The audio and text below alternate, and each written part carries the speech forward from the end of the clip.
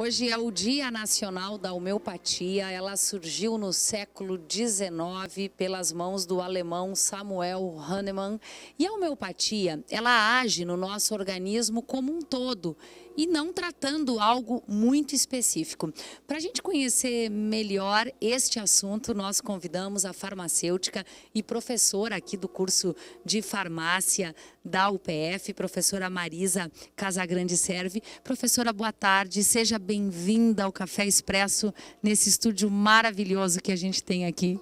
Boa tarde, é muito bom estar aqui, um ambiente lindo, gostoso de estar.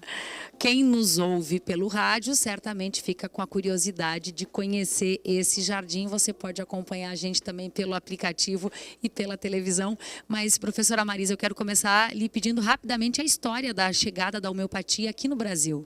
Olha, a homeopatia ela chegou com a família real. Em 1811 ela já veio, então, na mala da família real.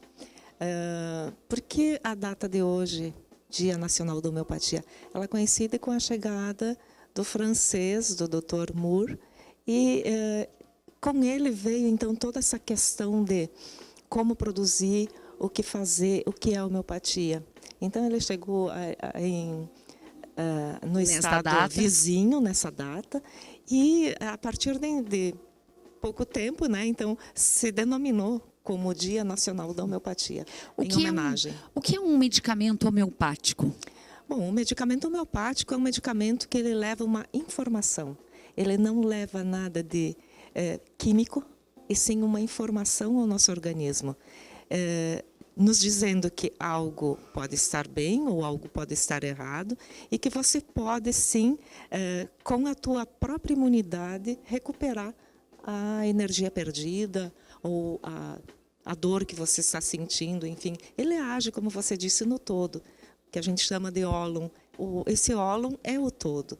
Então, no nosso organismo, ele vai agir em todas as partes, seja o dedão do pé, seja o nosso coração, seja o nosso pulmão.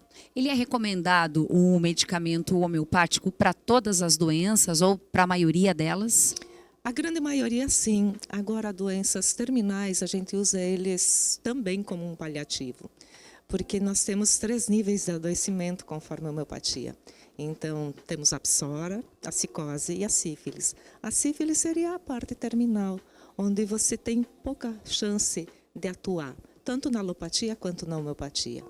Agora, nos outros 2 estágios, sim, você pode provocar modificações profundas e até imediatas. A gente ouve relatos de pais que já acalmaram a febre de seus filhos com homeopatia para evitar a medicação tradicional. Esse é só um exemplo de como o medicamento homeopático pode ser empregado. Sim, é um exemplo, talvez um exemplo pequeno, mas crianças atendidas com homeopatia dificilmente adoecem, porque basicamente ela é uma medicina preventiva.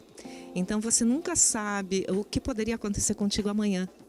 Então, por isso, as pessoas que são medicadas com homeopatia, elas têm menos chance de adoecer. Então a gente diz, mas não fez nada. Mas você não sabe o que poderia acontecer se você não estivesse usando. Então, por ser uma medicina energética, é difícil você também medir. E uma das coisas que a gente pode medir é fotografando. Ela é fotografável, essa energia, ao longo do tempo. Pois é, e aí você me contava, professora, aqui nos bastidores, exatamente da situação em que o paciente fez a foto da íris do olho antes de tomar a medicação e a foto feita em seguida. Também estamos falando de uma energia que pode ser vista por meio do olho. Exatamente, e há uma modificação consistente que tu fotografa, assim como a bioeletrografia, que são equipamentos que são capazes de fotografar toda a energia que é desprendida naquele momento, seja em humanos, seja em animais, seja em plantas. Então, há uma modificação considerável e imediata. Desde que a homeopatia passou a existir e depois de sua chegada no Brasil, passado um tempo, ela passou a ser aplicada também em animais e plantas, com resultados comprovados. Sim, com certeza. Exemplos de uso em animais, eu tenho alguns exemplos práticos, onde eu utilizei para aumentar a prenhez. Isso é imediato efeito. A última tentativa foi por aspersão e deu super certo. A diferença gira em torno de 70% de diferença. Agora tem um exemplo muito bacana, a professora Marisa, que vem de uma cidade aqui pertinho, que é Sertão, com uma plantação de moranguinhos. Eu vou ter que lhe pedir para contar essa história aqui também. Isso me emociona até agora, né? Então, a amiga está fazendo tratamento para moranguinhos. Eles não produziam frutos devido à tristeza. Esses moranguinhos ficaram um tempo sem ser plantados e eles ficaram muito indignados com a sua dona. E foi aí que a gente começou a tratar com Ignácia Amara. Então, a Ignácia, ela deu para esse moranguinho a condição de não ficar triste, vamos dizer assim. Então, quando você trata uma planta, você não trata a doença. Ela queria que frutificasse.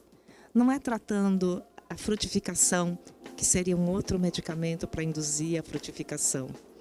Se eu não enxergar que esse moranguinho, ele sofreu, ele bebeu pouca água, ele foi mal alimentado, se eu não corrigir isso, dificilmente ele não tem mais o que dar. Que energia ele vai dar? Em 48 horas havia outra plantação. Outra cara. Então, só modificando esse padrão de tristeza, de indignação, né, de aborrecimento do moranguinho, em 24, 48 horas ele modificou a sua carinha. Depois foram utilizados outros medicamentos, hoje já está na fase de usar o último, que seria então para florescer, e ele já está florescendo antes disso. Que bacana. Quem que pode prescrever esse tipo de medicamento, professora Marisa? Bom, nós temos especialidade médica, farmacêutica, odontológica e veterinária. Na agronomia não há especialidade, então o agrônomo, conhecedor dos princípios da homeopatia, estudando através da própria homeopatia popular, ele consegue então fazer essa análise, e porque cada caso é um caso. Então não adianta eu dizer que sempre para germinar milho, soja, eu vou ter que dar licopódio. Não, nem sempre. Primeiro eu tenho que observar que ambiente eu estou colocando esse medicamento. O que eu tenho que fazer antes? E para isso tu tem que ter conhecimento de homeopatia, sim. Que bacana, a gente aprendeu bastante no dia de hoje, aí o Dia Nacional da Homeopatia. Professora, muito obrigada pelas informações. Bom trabalho para você. É um prazer, obrigada. Muito agradecida. Obrigada.